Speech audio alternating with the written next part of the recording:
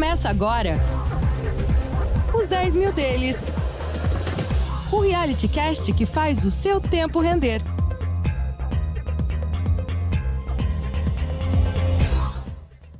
Muito bem, meus amores, com alguma emoção, estamos começando mais um episódio do Reality Cast que chacoalha os corações dos que medem os seus investimentos através da análise fundamentalista. Este Reality Cast humilde que colocou 10 mil reais na Bolsa de Valores em maio do ano passado e semana a semana revela, faça chuva ou faça sol, o que aconteceu com esta grana. Pois é, nem sempre é fácil.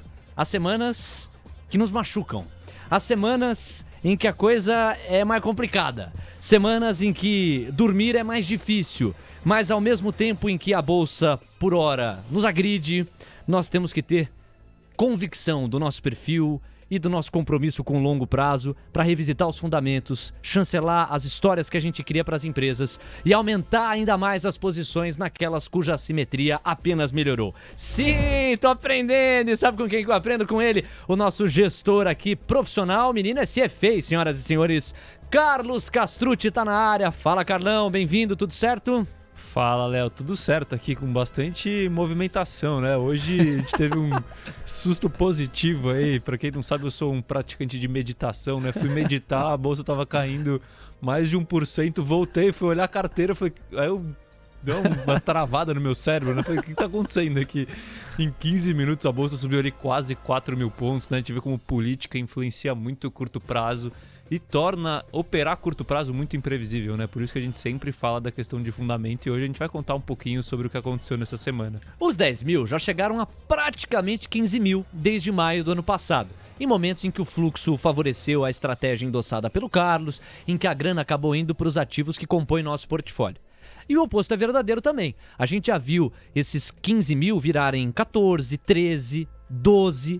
E eu tô batendo o olho aqui, já vou discorrer os destaques dessa edição. Mas já vejo que a nossa carteira ficou, da semana passada para essa, com um recuo de 0,5% a 12.480. Carlos, nesse cenário de instabilidade, não fosse, a gente vai aprofundar já, a nota divulgada pelo presidente da República, Jair Bolsonaro, que acaba assoprando, depois da mordida que ele deu nos atos do dia 7 de setembro, a relação entre os poderes, quanto que nós deveríamos ter aqui na carteira? A gente deve ter chegado a um pouquinho de 11 mil, 11.900. Não foi por aí quando azedou mesmo a coisa, Carlos? Léo, deve ter... Assim, eu não cheguei a fazer a conta exata, né? Mas hoje, um pouco antes da declaração do Bolsonaro, a carteira estava caindo lá seu 1,2% e baseado na cotação de ontem, a gente estava com 12.200. Então, se fizer a conta, no limite, a gente ali, deve né? ter chegado a 12, talvez beijado 11.900 e alguma coisa. Então, assim, realmente... movimentação de volatilidade aqui foi bem grande. E este fato a que eu me referi é que acabou revertendo tendência não suficiente para compensar as quedas pelas quais passou a bolsa nos últimos dias, sobretudo no pós-7 de setembro, mas suficiente para dar uma melhorada no clima. Vamos falar disso e de outros destaques para você. A moeda americana subiu 2,1% a R$ 5,28 num cenário de estresse e pressão cambial. Isso afeta a inflação. É mais um ingrediente desafiador para a política monetária brasileira. A maior alta da semana ficou com o Yoshi Maxion, alta de 4,4%. É notícia em meio a tantas quedas. A maior delas ficou por parte do Ethereum, que subiu tanto nos últimos episódios e da semana passada para essa caiu 8,3%. Setor elétrico e setor financeiro em pauta. O nosso segundo bloco do episódio recebe Arlindo Nonato, um dos integrantes do TC School, que nos ajuda a compreender as especificidades de cada um desses campos, o elétrico e o financeiro. Então venha com a gente para mais um episódio do Reality Cast que faz o seu tempo render. Bora lá, é mais um Os 10 Mil Deles. Carteira de notícias.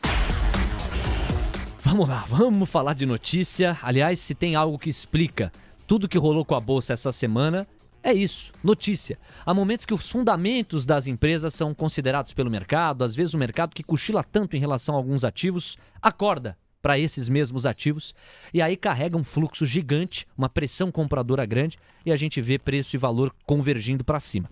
Mas não é o caso não. Nessa semana, o que mais chamou a atenção foi o ruído institucional na relação entre os poderes. E aqui no caso do Brasil, eu faço questão de começar pela questão doméstica, não faria sentido começar pelo internacional.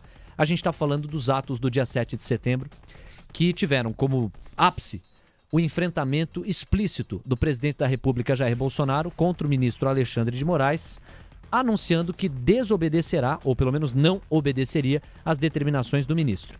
Isso, em si, já configura um crime de responsabilidade. Um presidente da República só é presidente da República porque a Constituição assim o assegura após o processo eleitoral.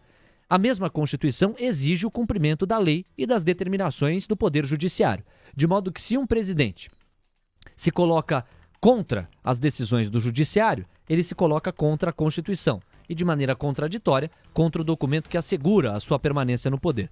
Se eu tivesse que apelar para uma imagem, eu diria, pense num serrador que está se equilibrando num galho e começa a cortar o próprio galho. Qual o limite do corte para que o galho não caia e ele despenque junto? É um pouco desse dilema e dessa contradição dentro do destempero que chegou a ser realidade nos atos do dia 7 de setembro, o destempero enfrentado pelo presidente Jair Bolsonaro.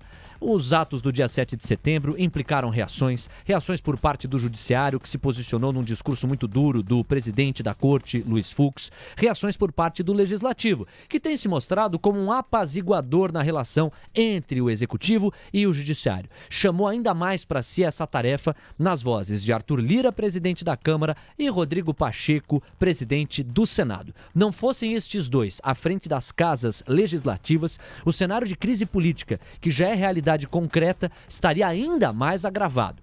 E o fato é que uma última atualização acaba ajudando a uma reversão de tendência de queda para um pouco de alta na Bolsa de Valores, que foi uma nota emitida pelo presidente da República, Jair Bolsonaro, em que ele dá conta de dizer: não é minha intenção não contribuir para a harmonia dos poderes, ao contrário, quero a harmonia dos poderes, as minhas falas ocorreram no calor do momento, reconheço que há ou houve abusos por parte do ministro Alexandre de Moraes, mas reendosso basicamente o compromisso com a harmonia e o respeito aos poderes. Basicamente mordeu no dia 7 de setembro, assoprou hoje, e isso ajuda a justificar uma alta forte na Bolsa, que acabou inclusive ajudando os nossos 10 mil, que do patamar aí de 11.900, 12 mil, acabou subindo para praticamente 12.500 reais. Carlos, não há outro jeito de começar que não esse. E você que é um cara que já revelou aqui, não é fã da política brasileira, também tô pra achar quem seja. Mas enfim, não fica acompanhando a política brasileira ali com um aprofundamento maior. Você prefere muito mais se aprofundar nos fundamentos das empresas, gestor fundamentalista que você é, mas ainda assim você não pode fechar o olho pra política, muito pelo contrário. E é claro que é só a política que ajuda a explicar toda a movimentação em torno da Bolsa essa semana, né? Léo, política vem sendo, e essa semana principalmente foi o principal catalisador de desempenho da Bolsa, né? E aí é algo que eu bato muito na tecla aqui, que a estratégia de investimento que eu utilizo e que eu defendo e que não é a única que é certa, né? Que é a questão de focar nos fundamentos. Em momentos como esse, até vou dar um passo atrás aqui, que a gente tem um dilema no mercado financeiro, que é o seguinte, né? É a narrativa que faz preço ou é o preço que faz a narrativa, né? Então, normalmente, quando os preços começam a cair, a gente começa a ficar mais pessimista, a gente começa a ter um sentimento ruim, e isso vale para todo mundo, tá? Inclusive para mim. Eu, por exemplo, se eu pegar meu sentimento, eu tô mais pessimista essa semana do que na semana passada. E aí que eu volto em ancorar os seus investimentos, a sua estratégia na análise fundamentalista. Então, o que eu faço em momentos como esse? Se eu não me desligo, né? No caso, como eu faço gestão de dinheiro de terceiros, eu tenho que estar ligado no mercado o tempo inteiro. Mas se eu não posso ser uma pessoa física que se desliga com mais frequência do mercado, o que eu faço é revisitar realmente os fundamentos das empresas, né? Então, isso acaba me dando tranquilidade. Então, qual que é a minha atividade em momentos como esse? Começar a desenhar cenários. No aumento de juros, quais empresas serão as mais impactadas na questão do valuation dela, né, que eu chamo de impacto indireto? Quais empresas vão ter um impacto direto na sua operação no caso de um aumento de juros, né? Porque a gente sabe que todo esse estresse causa aumento de juros. Então eu fico trabalhando com cenários, brincando com os números, porque a partir daí eu vejo que mesmo num cenário ruim, como era o cenário que estava sendo desenhado, né, pelo mercado, com esse estresse na curva de juros e na queda da bolsa, os preços não justificavam o que as empresas são capazes de gerar. Então, eu acho que essa imersão nos fundamentos em momentos de estresse político é fundamental para você conseguir se manter dentro da estratégia, né, Léo? Sem dúvida. E vamos complementar o cenário político brasileiro com, aí sim, um ingrediente técnico. Rolou o IPCA. O IPCA referente ao mês de agosto. E veio ruim, gente. A expectativa do mercado era uma aceleração de 0,71% por mês, que significaria uma desaceleração em relação ao mês anterior, o mês de julho. Pois bem, veio praticamente 0,90%, né? 0,87%, um IPCA de agosto acima do que o mercado imaginava. Para você sempre deixar o número mais palpável, pega o 0,87%, multiplica por 12, para você ter uma noção de base anual. A gente está falando de mais de 9% de inflação. Então, não é fácil. E aí isso pressiona, a pressão inflacionária acaba pressionando o poder de compra de uma moeda, isso acaba impactando o fortalecimento dela, ao contrário, só a enfraquece, e isso pressiona a política monetária a adotar uma política de juros que seja mais hawkish, né? Juros que sejam mais altos, de modo a você controlar a pressão inflacionária de um jeito mais substancial. Tudo isso tem que estar no radar, sobretudo para quem investe em bolsa, porque quanto maior os juros, maior o prêmio de risco para você topar ir para a bolsa de valores. Então a gente vê esse ciclo de alta nos juros e o IPCA de agosto contribui para reforçar o viés altista da Selic. Vamos falar também que aos 45 do segundo tempo, a gente teve, como falei há pouco, a declaração de tom de paz do Bolsonaro, que a volatilidade a 1000 do mercado acabou também se refletindo no dólar, que oscilou. Vejam só, senhoras e senhores, para mais um comentário seu, hein, Carlos? Falamos de pressão inflacionária, vamos de pressão cambial agora. Tem ingredientes para tudo quanto que você quiser, hein? O dólar oscilou de R$ 5,15 para R$ 5,35. Gente, é muita coisa, no intervalo de 20 centavos de variação. Haja volatilidade. Fechou a 5,28 e os DIs curtos e longos estressaram com o DI 1F31, vencimento em janeiro de 2031, chegando a ultrapassar pela primeira vez a casa dos 11% ao ano. Esse é o retorno médio anualizado para o investidor de hoje até lá. Ou seja, Carlos, pressão cambial é uma realidade dada a volatilidade e a insegurança do país e a pressão inflacionária é concreta também. Perfeito, Léo. Aqui até eu vou trazer assim uma distinção, né? Que quando a gente olha a curva de juros, a gente está olhando vencimentos de curto prazo, né? Então, até janeiro de 2022, até janeiro de 2023, que refletem a política monetária efetivamente, e os DIs de longo prazo que refletem realmente a saúde financeira do país, né? Então é o risco país. E hoje, no pré-discurso do Bolsonaro, a gente via um estresse em todas as pontas da curva, né? Então desde a curta até a longa. Após o discurso do Bolsonaro, que a gente viu essa reação positiva do mercado, o que a gente pôde verificar na curva do DI foi o seguinte: a curva longa, risco país, reduziu, mas a curva curta continuou estressada e bastante estressada. Por quê? Por conta dessa surpresa negativa na inflação, entendeu? Então, quando a gente olha a ponta curta, e aqui é um risco que a gente tem que seguir, então hoje não foram só notícias positivas, é essa questão da inflação, da persistência da inflação. O mercado agora já está precificando que a gente vai ter uma subida mais veloz da taxa Selic, tá? Isso deve acontecer, a gente deve ter uma decisão do Banco Central mais forte na próxima reunião, e isso continua refletido nos preços, né? Nos preços dos ativos e na curva do DI, e isso independe de política hoje em dia. A gente está falando de inflação, é um problema que é global, né? No Brasil não é diferente, a gente continua com os problemas na cadeia de suprimentos, continua com alguns tipos de commodities pressionando a inflação. E aqui no Brasil o que a gente tem que tomar cuidado é para essa inflação não se tornar persistente, né? Um aumento muito grande, uma persistência grande da inflação pode causar um efeito cascata aqui, que é o aumento, por exemplo, na classe de serviços, que acabou ficando defasada, e as pessoas que trabalham com serviços perderam poder de compra. Então é muito bom a gente ficar de olho aqui nessa questão da inflação e construir uma carteira que consiga, de certa forma, defender em um cenário de estresse de inflação aqui no Brasil. É isso, Carlos. A nossa conversa está muito boa aqui, repercutindo os principais fatos, e sobraram fatos políticos e também inflacionários com essa saída do IPCA referente ao mês de agosto. Tudo isso ajuda a explicar um pouco do que a gente viu na curva de juros, na moeda americana e também, convenhamos, nos ativos em geral da Bolsa, que acabaram derretendo no acumulado da semana. Vamos também complementar que, só para colocar a cereja no bolo, caminhoneiros, vejam só vocês, os caminhoneiros, em alinhamento com o Bolsonaro, num movimento de protesto contra o Supremo Tribunal Federal, decidem o quê? Eu não vou classificar como greve de caminhoneiros, mas decidem bloqueios e paralisações em algumas das principais rodovias do país. Mas que ideia, hein? Que ideia! Porque aí você afeta a cadeia produtiva de vários e vários setores, ajuda ainda mais a aumentar a inflação, e aí o alinhamento com o Bolsonaro sai pela culatra, né? Porque isso só vai complicar a situação econômica que o próprio Bolsonaro ou pela qual o próprio Bolsonaro vai ter que responder. Então, senhoras e senhores, longe de ter sido uma estratégia inteligente por parte dos caminhoneiros, tanto é assim que o Bolsonaro grava um áudio que circulou nos grupos de caminhoneiros, nós inclusive o exibimos aqui ao longo de todo o dia dentro da cobertura da TC Rádio, dizendo: pessoal, vamos liberar as vias aí, eu tô com vocês, gosto de vocês, mas isso só vai complicar a economia e a inflação. É dito e feito, né? Vamos falar também dos destaques internacionais. E um complemento. Esses bloqueios, eles foram pouco a pouco desfeitos, foram sendo desfeitos, já não há intensidade nesse movimento, as vias estão liberadas de um modo geral no Brasil.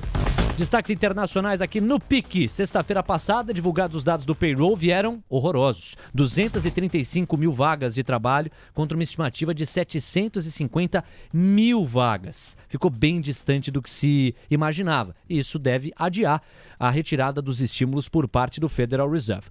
O livro bege do Federal Reserve é aquele documento que reúne as perspectivas macroeconômicas para o futuro, para as tendências lá da economia americana, reforçou que o ritmo da recuperação nos Estados Unidos perdeu fôlego sem alívio da pressão inflacionária.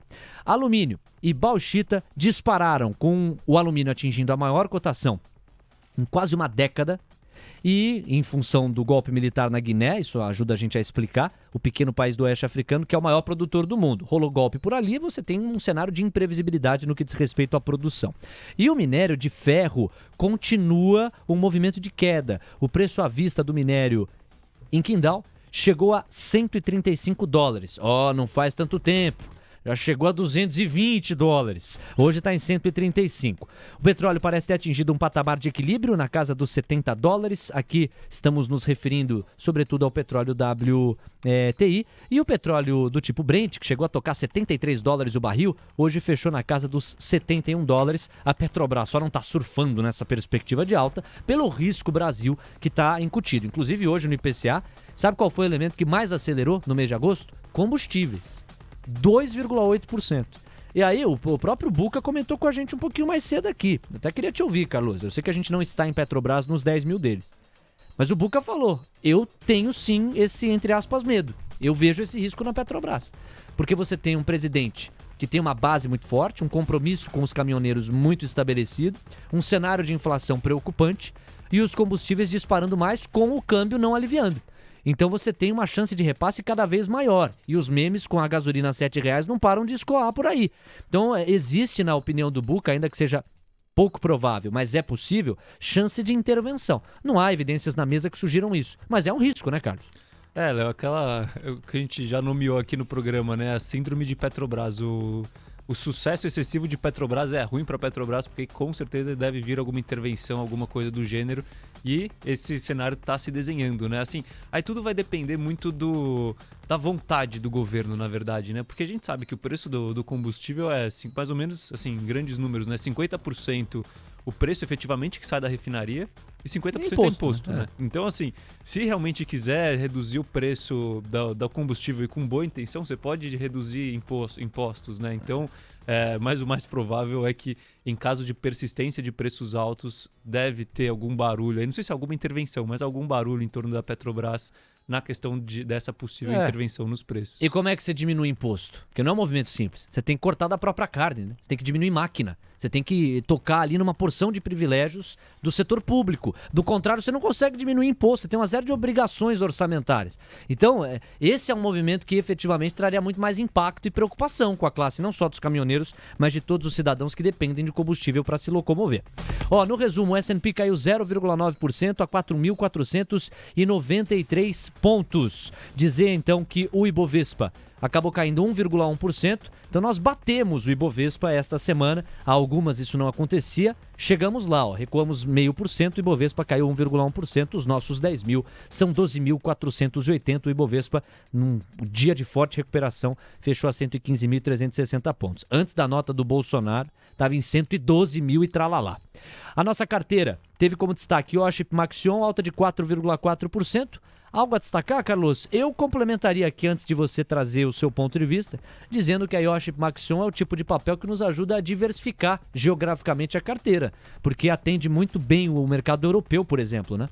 Perfeito, essa semana foi muito volátil, é difícil você conseguir justificar alguma coisa, mas Iochpe entra nessa casinha aí, né? É uma empresa que tem 80% do seu negócio lá fora, né? Então a gente tá falando de Europa, de América do Norte, de Ásia, e só 25% aqui no Brasil. Então isso ajuda a mitigar um pouco os impactos com o receio em torno da atividade doméstica aqui.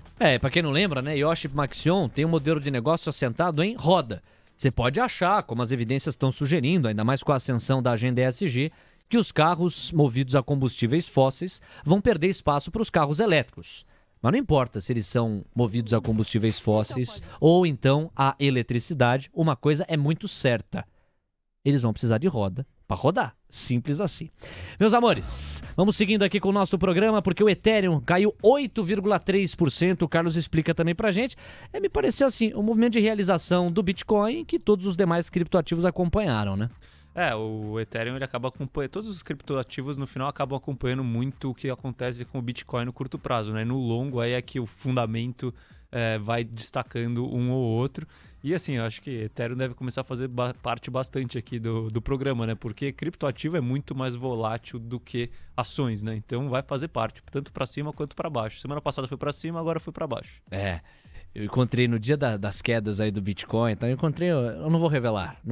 Encontrei uma pessoa no corredor que estava estranhamente com um sorriso. E eu sei que ela, né, monitora muito de perto criptoativos. Eu falei, fulano, você que sorrisão aí, bicho, Bitcoin caindo, Ethereum caindo, algumas das altcoins caindo. Aí ele sorriu e só falou assim pra mim: Solana. Ah, garoto, é porque Solana se descolou pra cima, né? Acabou subindo. Esse que é um dos criptoativos mais assentado aí na ideia de acelerar o tempo de mineração. Ela tem as suas características específicas. Chegamos ao final do primeiro bloco. Que bloco, senhoras e senhores? Depois do intervalo, o homem já tá aqui. Foi bem tratado, tava no camarim, já foi colocado aqui no estúdio pelos nossos produtores. Vamos dimensionar 2 setores com ele: o setor elétrico e o setor financeiro. O convidado especial, e a gente fica muito honrado com isso, é o Arlindo Nonato. Depois do intervalo ele tá aqui para falar com a gente. Não saia daí, voltamos já. Este é o podcast Os 10 Mil Deles. O reality que faz o seu tempo render. Tamo de volta com esta trilha, que pra mim é a trilha dos empresários bem-sucedidos. O nosso convidado é um rapaz muito bem-sucedido.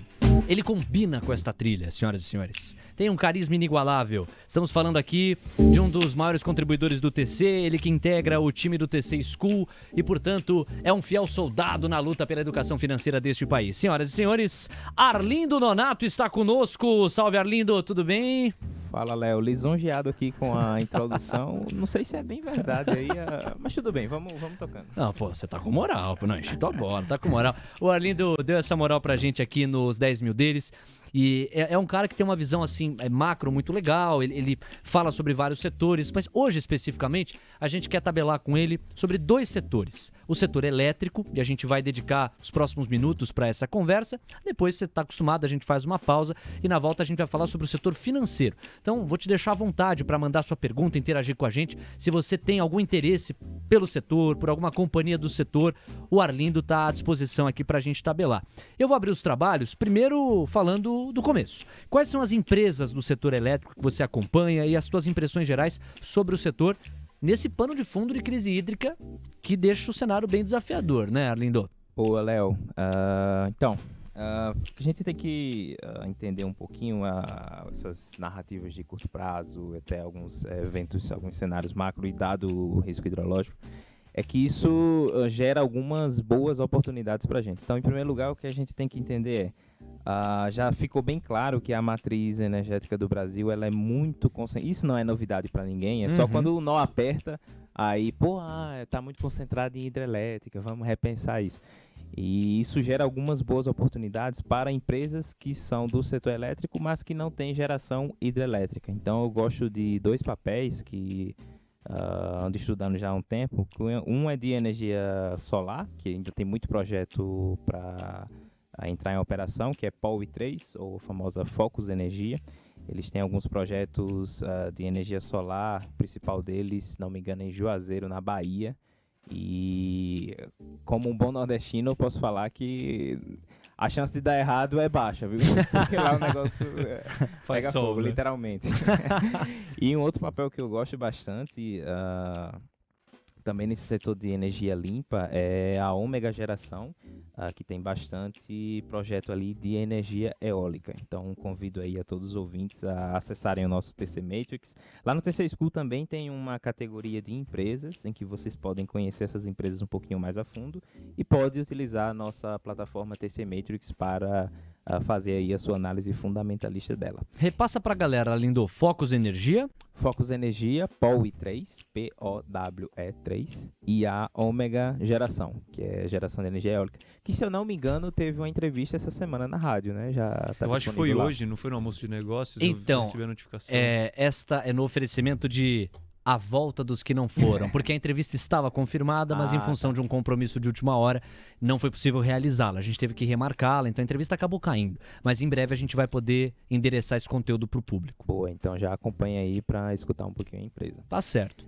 E aí eu falo dessas empresas, que isso gera uma oportunidade, né? Porque se a gente pega ali os dados do Operador Nacional, do Sistema Elétrico Brasileiro, ele quer diversificar isso, pelo menos a médio prazo. A expectativa dele, agora eu não lembro os números de cabeça, mas é mais do que dobrar a matriz de energia solar. Então, isso gera oportunidades para essas empresas instalarem seus projetos e começarem a gerar caixa com eles. E também para as empresas do setor eólico, de energia eólica, no caso da Ômega Geração. Então, destaco aqui esses pontos. E se eu entendi bem, você entende que a crise hídrica, que você não despreza, você reconhece como as evidências sugerem que nós estamos vivendo a situação mais dramática nos últimos 91 anos, desde que a medição começou a ser feita, em função da falta de chuva. Sim. Agora, nem por isso acredita que o mundo vai acabar. Do tipo, pelo que eu entendi do teu texto, são oportunidades que se acentuam para a entrada, inclusive nesses papéis. Eu convido novamente, vão lá no TC School, lá na categoria de livros recomendados, tem um livro clássico dos clássicos. Tem muita gente que nem gosta dele porque acha ele chato, mas eu gosto, que é O Investidor Inteligente do Graham, não sei se vocês já leram. Ele fala o seguinte, olha, o senhor mercado, ele é um cara que de um dia para outro, e hoje ficou muito claro isso, né? Na manhã de hoje, ele estava muito depressivo. O Brasil vai acabar e não tem mais, e um abraço, e vou vender tudo, e vende. Tchau. Aí, beleza, acabou o mundo. Da noite pro dia, ele vira um cara esperançoso que vai dar tudo certo, e PIB é 10% e tal. Então, por que eu tô falando isso? Se a gente traz isso para o risco hidrológico, o que o mercado coloca na conta de algumas empresas? Puta, essa empresa aqui, cara, não vai conseguir mais gerar energia durante não sei quanto tempo. E aí, quando você vê o efeito disso no fundamento da empresa, ou seja, na geração de lucro e fluxo de caixa dela, claro, uma Hidrovias, por exemplo, que opera ali no Corredor Sul, vai ficar, por exemplo, 2 meses com a operação paralisada. Então, vai ter efeito? Vai. Algumas empresas hidrelétricas, principalmente aqui no Sul-Sudeste, vão sofrer? Vão. Mas a gente tem que lembrar do seguinte, o que é o valor, não o preço em tela. O que é o valor de uma empresa? Ele é o valor presente de quê? De uma geração de caixa futura durante toda a vida da empresa. Então, daqui a 5, 10, 30, 40 anos, a empresa ainda vai gerar caixa. Esse risco hidrológico é relevante, mas, porém, todavia, ele é só um pedacinho dessa vida aí de geração de caixa da empresa. Então, sei lá, a receita vai cair X%, vai dar até prejuízo no ano, ou até no ano que vem, Deus queira que não. Mas isso no valor da companhia é pequeno, não é tão relevante assim. Isso, óbvio, com todas as informações que nós temos hoje. Se o cenário deteriorar muito mais, aí tudo bem. Que é aquela história, né, Carlos, que você já me ensinou com propriedade. Quer dizer, o longo prazo ele é feito de vários curtos prazos. Exato. Este curto prazo específico, ele vai ser atingido em função da crise hídrica, mas não dá para tomá-lo como regra para estender todo o longo prazo, não é? Nossa, perfeito. É uma coisa que eu falo muito nesses momentos de pânico para as pessoas, né? Porque o pessoal começa, não, mas inflação vai estourar, mas o juro vai subir, e não sei o que, eu vou vender por causa disso. Eu falo, você tá com medo disso. Pega o que você acha que é horrível, bota no seu modelo, vê quanto que dá, entendeu? A hora que você precifica esse risco, Aí você consegue fazer esse cenário de estresse e ver que mesmo assim, normalmente os preços de tela acabam estando ainda inferiores ao valor da empresa, né? Então, é aquele negócio, a gente tem medo do que a gente não sabe, né? Então, pô, se você quer ver o cenário ruim, desenha o cenário ruim, né? Desenha o cenário ruim para você saber realmente como ele é. Aí o seu medo reduz bastante, que você tem medo, na verdade, da incerteza, de não saber o que vai acontecer. Perfeito. É E isso. aí, na média, o que é que o mercado faz? Ele, nessa hora, vira o sujeito depressivo. Pô, não vai chover mais nunca. E o que eu tenho de gerador aqui, vamos amassar tudo e aí cai demais. O preço em tela, então, fica ali bem abaixo do valor intrínseco da empresa. Isso dá uma boa margem de segurança. Isso aumenta a tua taxa interna de retorno, porque você está pagando, sei lá, eu pago 10 e vou receber fluxo de caixa de R$10. Isso me dá uma TIA implícita de X%. Se eu pagar 9, 8, 7 e ter aquela mesma geração de caixa, então você está aumentando a sua taxa interna de retorno, porque você está comprando ela mais barato. Então, acho que a gente sempre, os fundamentalistas raízes, né, sempre falam isso, tenham sempre muito cuidado, muita paciência e resiliência para não operar com a manada e deixar dinheiro na mesa, porque preço é uma coisa e valor não é assim tão sensível no curtíssimo prazo. Não podem ser sinônimos de jeito nenhum. Preço é fotografia, valor é filme, preço é o que você paga, valor é o que você leva. São algumas das imagens que ajudam você a diferenciar os dois conceitos. Carlos, para onde a gente vai com a conversa aqui com o Arlindo? Para onde você nos leva? Bom, eu vou aproveitar o gancho aqui das duas empresas que o Arlindo falou, que são de geração de energia renovável, né? E até tirar algumas dúvidas, assim, acho que a primeira dúvida que fica é, no setor elétrico tem aquela questão, né? Você não pode vender a energia que você gera livremente, né? Você tem que vender, você tem que colocar na rede, né? Na rede elétrica. Essas empresas de energia solar, energia eólica, assim em diante, o preço da energia deles que eles vendem é o mesmo do preço das geradoras de hidrelétrica, por exemplo? Eles têm muita operação também no mercado livre, que é um mercado que vem se desenvolvendo e conforme o sistema elétrico brasileiro vai avançando, a tendência é que no futuro você consiga comprar a sua energia da sua casa diretamente de um fornecedor X, como se você estivesse comprando qualquer outra mercadoria. Então, por isso que eu gosto desses papéis, porque ele já tem essa exposição a esse mercado, que ainda está em desenvolvimento, mas que tem muito potencial para crescimento. Então, são papéis que eu acompanho e gosto por esse motivo. Aí está Arlindo Nonato repercutindo conosco o setor de energia, especificamente essas companhias a que ele se referiu aqui. Focus Energia e Ômega, correto? Desde o princípio, então, estamos falando dela e nas linhas gerais do setor. Agora, você acredita, para a gente até fechar este bloco aqui, esta conversa, que deve fazer parte da estratégia de diversificação do investidor considerar uma companhia elétrica? Porque, por exemplo, tem alguns setores, a gente vai falar inclusive de um deles, o setor financeiro, que costuma ser, não vou chamar de unanimidade, mas é muito comum os gestores dizerem isso. Olha, você tem que ter algum papel do setor financeiro. É um papel que faz parte de uma boa diversificação. Dá pra gente fazer uma analogia e concluir o mesmo em relação ao setor elétrico, Arlindo? Perfeito. Na Bolsa Brasileira, acho que até vocês devem ver isso em rede social, top 3 ações pagadoras de dividendos e tal. Sempre tem ali um bancão e uma seguradora, e o setor elétrico também sempre faz parte lá. Mas tem um pouquinho de parcimônia na escolha desse setor, porque as duas empresas que eu falei aqui, se você quiser dividendos, não são elas. Você tem, por exemplo, Transmissão Paulista, Taesa, que trabalham com a parte de transmissão. Essas sim são ações bem mais defensivas, já que você só tem ali a linha de transmissão e as empresas pagam para utilizar, então não tem o que se falar ali de risco hidrológico. Até o beta dessas empresas são menores também, devido ao risco percebido ser menor. Então, mesmo nesse setor, sendo um setor resiliente e tal, tudo mais, você tem que fazer esse filtrozinho do que é que você quer. Eu quero ações de crescimento. Tá, então eu vou olhar esses caras aqui.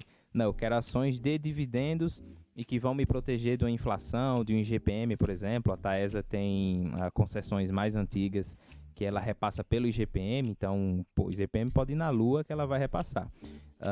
E aí isso vai te proteger também. Então, sim, é verdade, mas que os investidores devem fazer essa distinção aí quando forem fazer a seleção do melhor ativo para a sua carteira, de acordo com os seus objetivos. Arlindo, ajuda aqui a Solange, DDD 21, Rio de Janeiro. Ela pergunta sobre Taesa. ela pergunta a sua percepção sobre Taesa e se vale a pena considerá-la. Você chegou a citá-la, né? Ela está muito mais associada à transmissão e te parece um papel mais defensivo. Você considera uma oportunidade interessante? Taesa paga muito dividendo, né? Acho que tem um dos maiores yields da bolsa. Gosto do papel, tá? Transmissão. É um papel, de fato, de dividendos e que vai te proteger da inflação. Há um pontinho só que eu também não vou colocar esse ponto aqui porque daria outro 10 mil deles, que é o da reforma tributária. E a mordida que vem por aí, né? E a mordidinha que vem aí nos dividendos. Então, eu gosto do papel de dividendos e tal, mas acredito que, isso não é nenhuma informação oficial da empresa, eu acredito que a empresa já deve estar estudando um sério planejamento tributário para rever essa política de dividendos, porque hoje Taesa paga em torno de 80% do lucro líquido dela, então é um payout bem alto. Nossa, bem alto. Se ela repassa tudo isso para o acionista, e aí o governo vai dar aquela mordidinha em 15%... Hoje está em 15%. Creio eu, Arlindo, dada a experiência em contabilidade também, que ela vai pagar um pouco menos de dividendos, né? vai reter um pouco mais para novas concessões, inclusive saiu no Mover, acho que semana passada, que é interesse da empresa em ser mais competitiva em novas concessões e reter um pouquinho mais para crescer, ou até mesmo remunerar o acionista de outras formas, via recompra de ação, via bonificação. Lembrando, isso aqui não é informação oficial da empresa. É uma visão minha como analista e como contador também. E você faz muito bem de esclarecer para a galera não se confundir aí do lado. Não é nenhuma informação privilegiada, é um entendimento, uma intuição do Arlindo que tem por base os anos e anos de estudo em contabilidade e vivência em bolsa. E me parece, Arlindo, que esse é o argumento principal daqueles que entendem que pode ser até benéfico a taxação dos dividendos. Você fala, poxa, benéfico? Claro, por parte das empresas que pagam dividendos, esta atratividade delas tende a diminuir. Mas, por outro lado, deve haver uma redução dos dividendos que se traduz num caixa maior para buscar aquisições, incorporações, expansão do modelo de negócio. Então, pensando na economia com rigor e pragmatismo, isso pode ser bastante positivo, né? Perfeito. Também, é o que eu falei, esse assunto aí a gente passa outros 10 mil a deles. noite falando, mas na média, e assim, pessoal, também trazendo isso para as empresas da B3, tá? A gente não está falando aqui de lucro presumido, de tributação lá da tabela de imposto de renda da pessoa física. Aqui agora não estou falando sobre isso, estou falando só das empresas da B3. Então, olhando para esse ângulo, para essas empresas, sim, vejo como benéfico, dado que antes não, né? Ainda não aconteceu, mas você tinha uma tributação de 34% em cima do lucro tributável. Isso deve cair para 20%, 25% mais ou menos. Não vai ter umas mudanças até lá no Senado. Então, esse caixa que vai sobrar a mais, a empresa vai decidir, poxa, se eu remunerar todo ele como dividendo, o que é que o governo vai fazer? Ele vai morder um pedaço, eu não quero que ele morda. Então, o que é que eu vou fazer? Eu vou reter esse caixa. Se eu tiver oportunidade para crescer, como o Léo bem colocou, vou contratar mais pessoas, vou fazer novos CAPEX para expansão. Então, vou reinvestir na minha operação, isso vai gerar emprego, vai gerar renda, e a operação da empresa tende a se expandir. Ou vou continuar remunerando o meu acionista, mas não diretamente como dividendo. Vou meter lá um programa de recompra, vou tirar essas ações de circulação e cancelar, por exemplo. Então, a fatia do bolo das pessoas ficou um pouquinho maior. Você teve esse ganho aí, dada essa retirada das ações em circulação. Mas, de novo, restringindo aqui para as empresas B3. listadas em bolsa, na B3, eu vejo sim com bons olhos a tributação dos dividendos. Depois do intervalo, Carlos Castrucci assume o comando para a gente abordar o Arlindo Nonato a respeito do setor financeiro. Não saia daí, vai perguntando, abusa dos meninos aqui que eles sabem bastante. A gente volta já. Aqui o tempo rende, estamos de volta. Foi vapt-vupt, como diria o outro, né? Super professor Raimundo. É dele, não é isso? Tô caçando aqui na memória, é isso mesmo. É vapt-vupt. Eu não sei imitar, mas eu chego lá um dia. Estamos de volta aqui com o nosso humilde podcast, recebendo hoje o ilustre Arlindo Nonato, integrante do TC School. Falamos bastante sobre setor elétrico, em especial focos energia e ômega, mas também nos aprofundamos acerca de Taesa, sem desconsiderar os desafios impostos pela crise hídrica. Panorama bem completo, a gente agradece a ele. Agora, Carlos, setor financeiro na pauta. Vamos lá, desenrola aí com a Arlindo. Boa, então vamos começar aqui com a grande disputa, do mercado aqui, dos dois times, né? Fintechs versus bancões, né? E aí a gente sabe que assim, os bancões eles ganham dinheiro de três principais formas, né? Que a gente diz que é o crédito, serviços financeiros e seguros e previdência, né? São esses três principais pontos. E aí a minha primeira pergunta vai na linha assim de se você acredita que esse aumento da competição com as fintechs e empresas de tecnologia que também estão entrando nos serviços financeiros, né, pode impactar a rentabilidade dos bancos grandes e de onde pode vir esse impacto? Boa, Carlos. Cara, voltando ao que eu falei um pouquinho no início aqui, o mercado ou ele é muito otimista, né, ou ele é pessimista demais. E aí a mesma coisa aqui na minha avaliação do setor financeiro. Eu acho que eles não vão entregar mais aqueles ROIs de 22, 23, até acima disso. Mas, se você olha hoje o ROI implícito no preço de Bradesco e Itaú, é a faixa de 13, 12%. Então, traduzindo isso para quem está ouvindo, aí que fique bem claro. O que é esse ROI implícito? O mercado está dizendo que, dado esse preço em tela de 22%, o mercado está de R$22, o Bradesco, por exemplo, não sei quanto é que está hoje, 21, 22. Tinha caído para baixo de 21, né? Agora deve ter subido de novo. Nesse preço, o mercado está deixando implícito ROIs futuros de 13%. Então, o mercado está dizendo que, do teu capital aplicado lá, o capital próprio, você só vai conseguir remunerar 13%. Isso já há um bom tempo.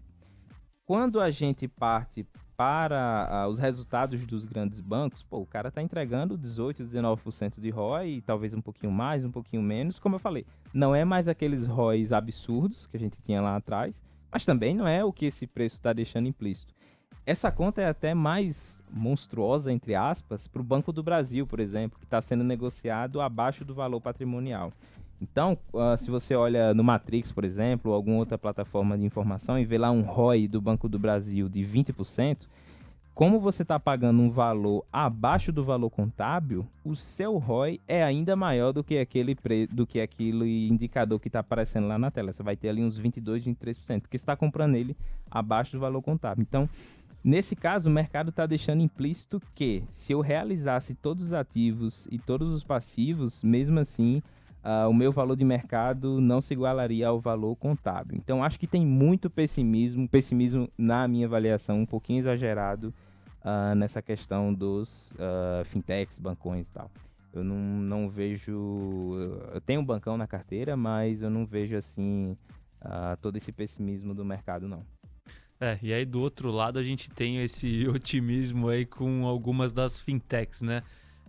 Você acredita que tem algumas fintechs que realmente justificam o preço de tela hoje em dia? Você acompanha alguma de perto? Aí como que você vê esse mercado? Boa, não acompanho assim tão de perto, mas essa resposta ela também não é 0 ou 1. Em primeiro lugar, essas empresas disruptivas, entre aspas, a gente não pode também fazer um valuation como a gente faz. Um valuation do Nubank faz exatamente o valuation que eu faço no Itaú. Itaú eu vou olhar preço-lucro, ROI, lucro residual, esse tipo de coisa. Se eu for com essa mesma visão para uma empresa como o Nubank, que na verdade é uma plataforma de pagamento, sei lá, vai dizer que o valuation é absurdo, é muito caro, não sei o quê. Então, na verdade, eu tenho que usar uma métricas de empresas de tecnologia, que não vão dar certo no Itaú, mas que vão se encaixar mais no Nubank. Então, assim, olhando, não as fintechs eu não estudo assim com tanto afinco, acho que o mercado também exagera para o outro lado. Então, você olha o valuation de Banco Inter, por exemplo, Nubank, eu acho, na minha avaliação também, dada até a competição entre elas, já tem um tempo que elas estão aí no mercado e que não conseguem remunerar tão bem assim o capital. Eu acho que há um otimismo exagerado nas fintechs. Óbvio, aqui quando a gente fala isso, não estou dizendo que a empresa é ruim. Eu tenho conta no Nubank, uso o Nubank, adoro a plataforma, já tive conta no Inter também. É fã da Anitta. Não, porque a Anitta agora é... Não, porque a Anitta agora é a garota propaganda lá, virou quase sócia, pô. Mas desculpa, vai lá. É isso. E, operacionalmente falando, são empresas fenomenais, criaram uma disrupção aí no setor financeiro, incomodaram. Isso foi muito bom para nós como usuários, mas estou dizendo que o valuation é esticado e tal, mas que as empresas operacionalmente também são muito boas. Até trazendo aqui um complemento que o Arlindo falou. Eu li uma frase do Ray Dalio, não sei se é dele originalmente, mas que ele fala, né, que o mercado, ele não gosta do ótimo, ele gosta do novo, né? Então o mercado tem muito isso, assim, se é novo, ele vai com tudo. Agora, se tá ótimo, já perdeu a graça. O mercado tem um pouco disso aí.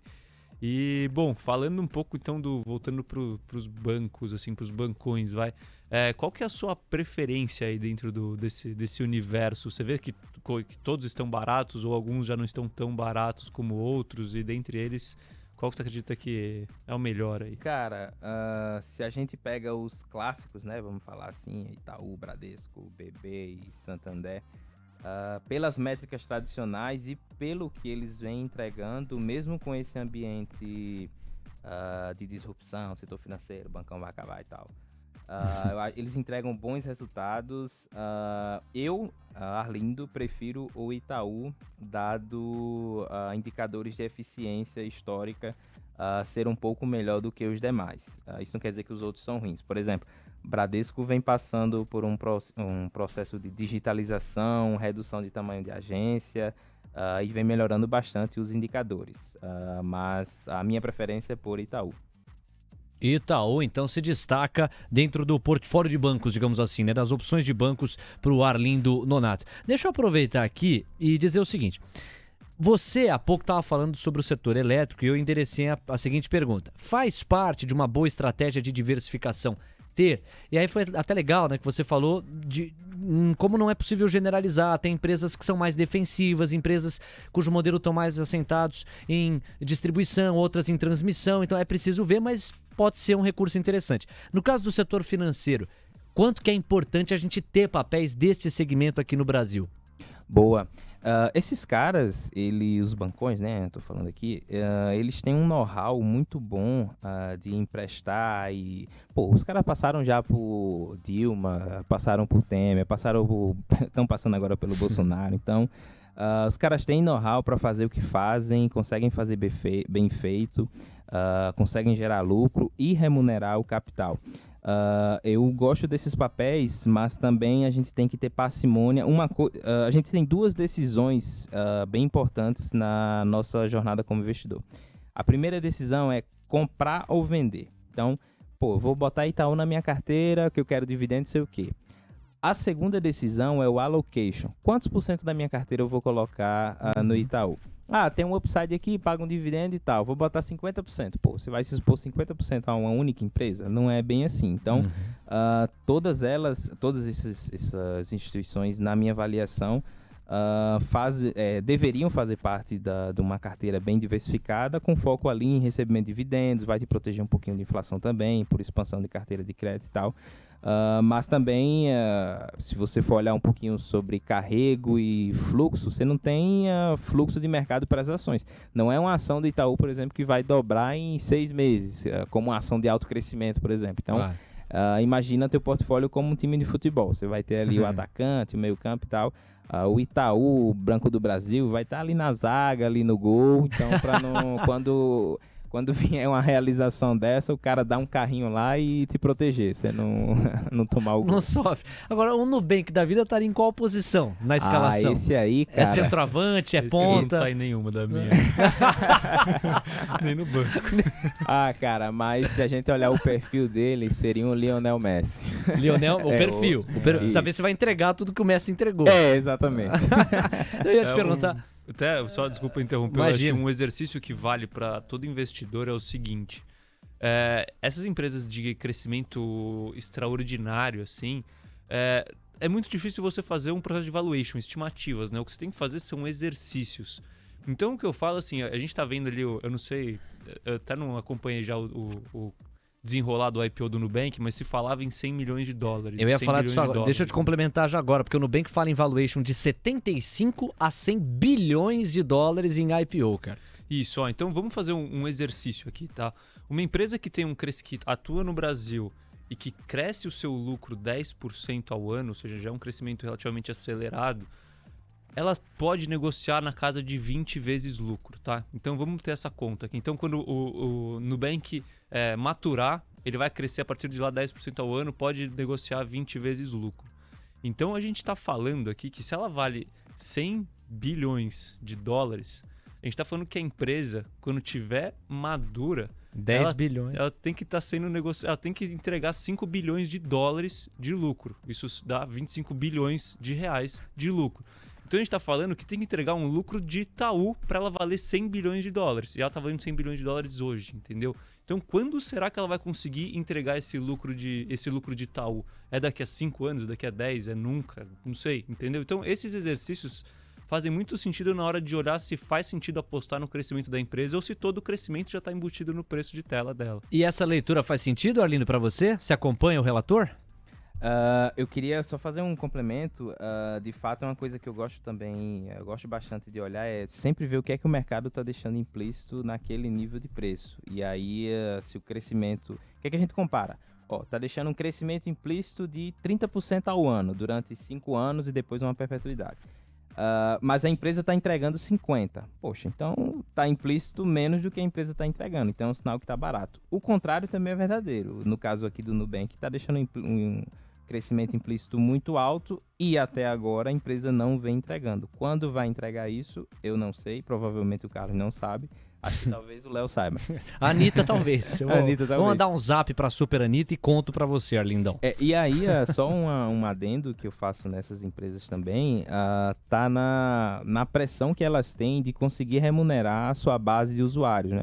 Porque você tem ali, você abre uma conta no Nubank e tal, paga um negocinho aqui, outro ali, mas na atividade financeira em si, eu ainda, assim, não, na minha avaliação, não consigo enxergar a forma que essas empresas vão fazer de remunerar toda essa base e conseguir gerar um lucro que o mercado está deixando implícito no preço. Que justifique, né? Exato. E como o Carlos bem colocou, esses 5 bi aí seria apenas para justificar o que está em tela. Então eu não tenho uma margem de segurança alta. Isso aqui é só para justificar que eu vou pagar X reais numa ação. Então nem vou ganhar nem vou perder. Tá justo. Tá, mas para eu ter um upside aqui de, sei lá, 50%, 100%, ela teria que entregar um lucro ainda maior do que o Carlos colocou. Então, assim, mesmo adaptando o valuation ao tipo aqui de empresa, de novo, o operacional é muito bom, mas eu acho que o mercado exagera no otimismo com esses caras. Senhoras e senhores, em suma, tá esticado. Os nossos dois aqui concordam, tá esticado, o valuation acaba assim descolando da realidade. Pode ser que o Nubank surpreenda, pode ser, é possível, mas não parece ser provável quando a gente adota o óculos da contabilidade. Infelizmente, o que é bom durar pouco. Terminou, gente! Os 10 mil deles. O reality cast que faz o seu tempo render. Os 10 mil deles. Reta final do nosso programa, quero agradecer demais a sua audiência. Arlindo, que prazer foi ter recebido você aqui. Bicho, você passou por aquela porta pela primeira vez, o senhor vai voltar aqui, hein? Obrigado mesmo. Obrigado, Léo. Obrigado, Carlos. Sempre que precisarem, estamos aí. É sempre um prazer estar vindo aqui discutir com vocês e levar informação para os nossos queridos ouvintes. Um abraço, pessoal. Carlão, o cara deixa a porta aberta, assim, mal sabia que nós vamos abusar, né? Eita, o cara não conhece. Não conhece, meu. Tá achando? Não, tô à disposição. Não fala isso. Grande, Arlindo. Obrigado. Meu irmão Carlos Castrucci, super obrigado. Programaço, hein? Tamo junto pra mais uma. Valeu, Arlindo. Obrigado pela participação. Vamos contar com você aqui mais vezes, agora que você deixou a porta aberta. E é isso, ouvintes. Obrigado por acompanhar aqui a gente. Faça chuva ou faça sol, estaremos aqui para falar sobre o mercado. E até semana que vem. Um abraço. Valeu, pessoal. Super obrigado. Até a próxima. Tchau. Termina aqui mais um episódio de Os 10 mil deles. O reality cast que faz o seu tempo render. Disclaimer. As opiniões dadas pelo gestor de recursos Carlos Castrucci sobre empresas de capital aberto e demais ativos financeiros investidos por ele podem configurar conflito de interesse com você, ouvinte.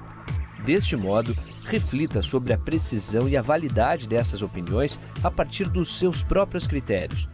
Além disso, qualquer comentário sobre investimentos reflete única e exclusivamente a opinião do Carlos. Não se trata de qualquer recomendação de investimento. Ressaltamos ainda que a participação dele não tem como objetivo a venda dos serviços da Roa Asset Management, empresa da qual é sócio e por onde realiza os investimentos dos R$10 mil iniciais do projeto. O investimento destes recursos vem sendo realizado pelo Carlos da mesma forma como são investidos os recursos dos clientes da Roa. O projeto Os 10 Mil Deles persegue as melhores práticas mundiais para o mercado financeiro na atuação de Carlos como gestor de recursos. Assim, ele não vai comunicar alterações na estratégia de investimentos antes de executá-las para os próprios clientes.